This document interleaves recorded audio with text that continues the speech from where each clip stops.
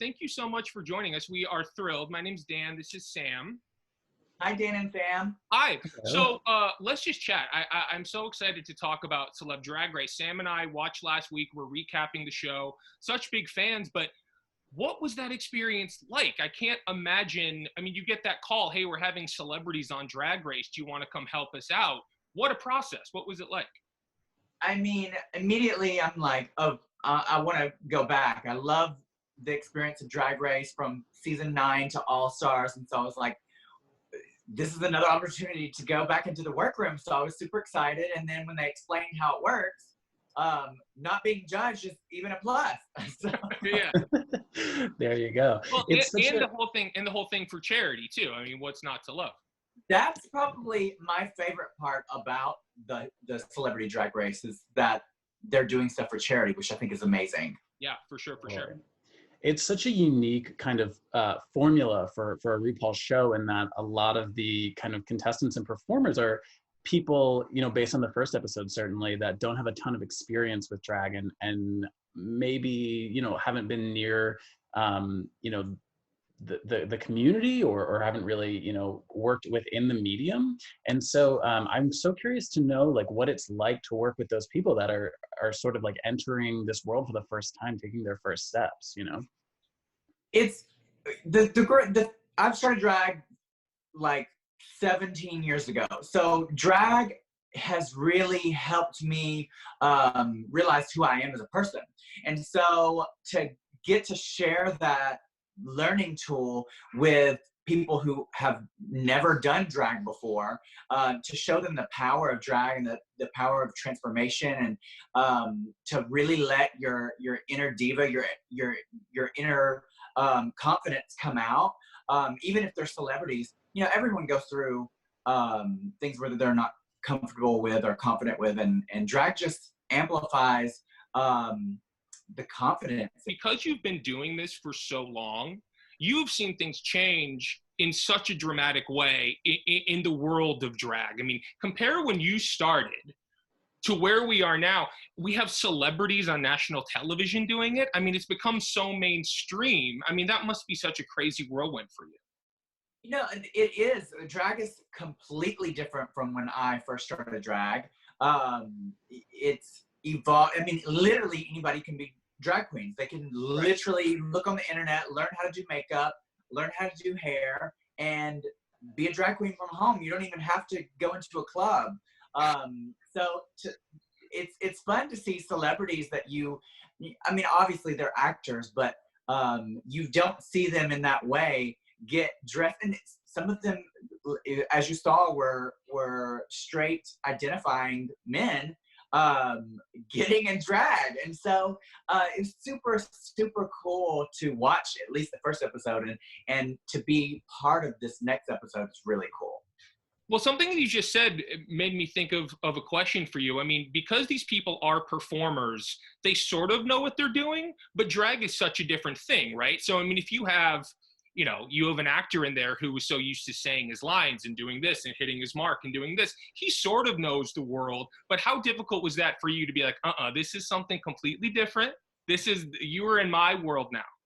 You know, I think that actors obviously that's their job, but most actors have time to prepare the kind of character that they're going to do, whether it be on TV or a movie. And I don't think these celebrities that are actors that were put into this situation were prepared to be a drag queen, because it's not the same thing as just acting. You literally have to bring out this inner character. It just amplifies who you are really on the inside. And so, yeah, they're definitely better than I was when I started drag. I was awful. But you know, I struggle to believe that. But oh no, if you saw some pictures, you'd be like, oh gosh, she was busted. Okay, but I'll take your word for it. But you know, the thing about celebrities, people that have been in the entertainment business, at least they're not afraid to go hands-on, you know, immediately into it and give it their all. And that was what's cool. Yeah. I would posit that people enjoy seeing busted drag queens as much as they love seeing like glamorous top shelf drag, speaking from my own personal experience. But, you know, I would also say, you know, we talked about, you know, these straight men, you know, participating in drag for the first time. Do you feel that, you know, these episodes, this mainstream reach has taken away some of that underground feel of the drag community at large? I think you've probably seen it change. You know, we've seen it go certainly much more digital. You know, I'm wondering if you could speak a little bit to that. I mean, I definitely could say a lot of different things. Like, you know, we could all look at it like, yes, it's taking away from the fact that drag is supposed to be so edgy, but really in reality, every art form evolves. And because it has evolved to something mainstream, we can't be like, oh, you can't do this because you're a cis, straight presenting man, and that's taking away from our culture. No, we've evolved to now it's spilling over to where everyone, whether you be a cis straight white man to a cis straight woman, to little children, to trans, to non-binary, to everything in between, whatever you identify as, you can do it because it's fun and it's art and it's drag is whatever you want it to be. Yeah, well, Sam just touched on, you know, how so much of drag has gone digital, and certainly these crazy times are amplifying that, but you are taking advantage of this. Your Instagram, let's walk through what you've been doing lately, going back and getting characters all of the past drag race winners. I think it's so interesting and so cool to see because you look like them. In all of these, it's like, I don't even need you to tell me who it is. It's like, oh, it's crazy how well you're able to do that. Two questions. First of all, what inspired you to do that? And secondly, I want to know who the most difficult to kind of get into their aura was. I think with the drag race winners tribute that we're doing right now, me and my partner, for Instagram, we wanted to give back to not only highlight the show and the winners, obviously, but more so, this is kind of like a love letter to the fans who just love drag, because I'm still a fan of the show. And to take a piece from every single season of something that they know and then just reimagining it a little bit to give them something to look at and look forward to, especially during this horrible time where everybody's minds need some entertainment. They need a break from the worry. That is why we did it. That's why we wanted to just give the fans something. You know, the fans are what keeps us going, keeps us relevant, pays our bills. And I just want to continuously give the people who follow me, who believe in me, who have supported me, something back that they can enjoy. Yeah, it's amazing. As far as your second question, who was the hardest? I think the hardest person to like grasp around, and I think it's because I try to do her makeup, was Bianca, because she has like a very specific makeup style. Sure. And so trying to paint like that, which I've never done before, was really hard to do. Yeah, I bet. That makes sense. You know, it's interesting because I want to talk about just sort of your quarantine life in general. I mean, it's got to be difficult. I mean, it's difficult for everybody, but I assume somebody like you, a performer like yourself, how are you sort of staying sane when so much of your life is just being around fans and people and crowds and excitement? I mean, are you struggling with that? I think if you dwell on it too much, yes, obviously, like anxiety and depression and worry and, you know, what's going to happen in the future, that all gets to you because I'm human. We all are going through this. But that's why I've poured so much into trying to do as much as I can at home creatively, with my digital shows, to the tributes that we're doing right now on Instagram.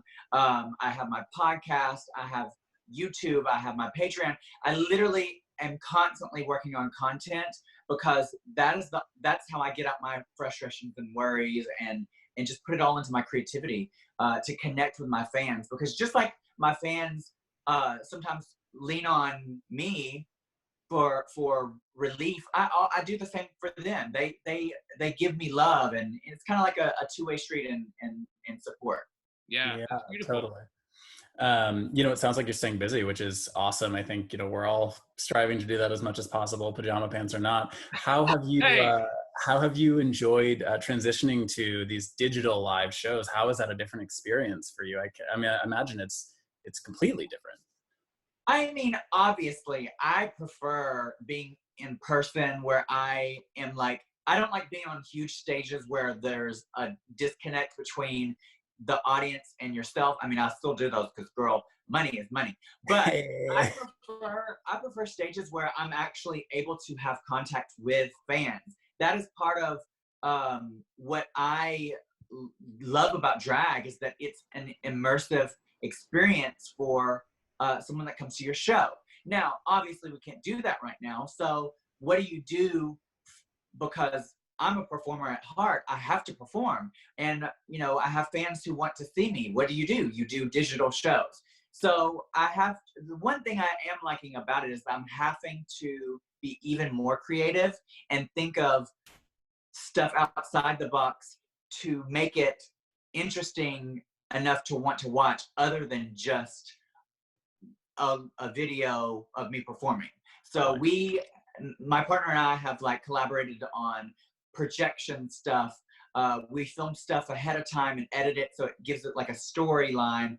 I have a show coming out on the 3rd and the 10th, which is the Divas Live. It's songs from your favorite divas. And some of it is projection, some of it is me live, some of it is projection and me live with myself doing duets. Ooh. And so you just have to think of creative stuff. Think about outside the box. But see, that's why I think people like you are able to sustain success and be interesting and be successful, is because you are a creative person. I think it's like we see so many celebrities, famous people, whoever, even people you went to high school with, who are like making videos and singing in their kitchen, and it's like, okay, that's all fine. That's all fine and good. But I think it's been an interesting time to really see who the creative people are, like yourself, who are like, you know what, this is an opportunity to do something. I'm not just gonna sit and strum a guitar or something. I'm gonna get out there and make content. So I applaud you for doing that. I think it really separates the the good from the average. So congrats on all of that. That's why I'm on Drag Race. There you go. Exactly. Well, so other than, obviously, we're watching Drag Race, we're watching Celeb Drag Race. What else? I mean, you're very busy, so maybe you don't have time for any of this. But have you been watching anything? Have you been binging? What are you watching? Absolutely. I can't be in drag 24/7, and I do have some downtime. I try to have a schedule of when I'm gonna do stuff, so I have some personal time too, just like off days. And I think I have literally watched everything on Netflix. There's nothing left. I mean, God bless. Well, thank God they add 15 new shows a week, so we're never gonna run out of content. God bless Netflix for that. Yeah, absolutely. So many cool documentaries on Netflix. I just watched A Secret Love last night. Oh, I watched that. I know.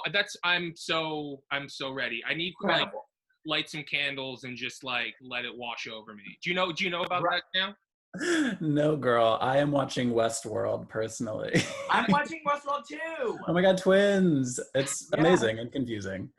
It is. It's so confusing now. We've binge watched the first couple of seasons until what it's currently now. And so now we're having to wait week to week, and I'm kind of lost because it's new, but they're in the world now, right?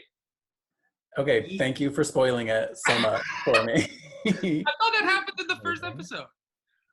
No. Oh wait, you're not on. Oh, you're not. Oh, yeah. Sorry about that. Yeah. It has definitely changed, from the first season to now, for sure. Yeah. For sure. Well, Trinity, I thank you so much for your time. This has been so much fun. We are such fans of yours, even bigger fans now. We will be watching Celebrity Drag Race this week. I truly cannot wait to see who you are paired with and who else, and throughout the season, who else is coming. I think it's such a cool thing. It's such an awesome show, and I think it's doing such great stuff for the community. So if you liked last week's episode and the celebs, this week is gonna blow your mind. Ooh. And the celebs I was like, I can't believe it. And then just wait until you see my fashions, because what I wear in the workroom will shut anybody down.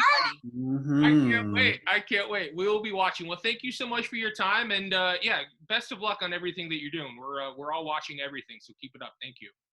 Thank you. Bye. Bye. Bye, guys.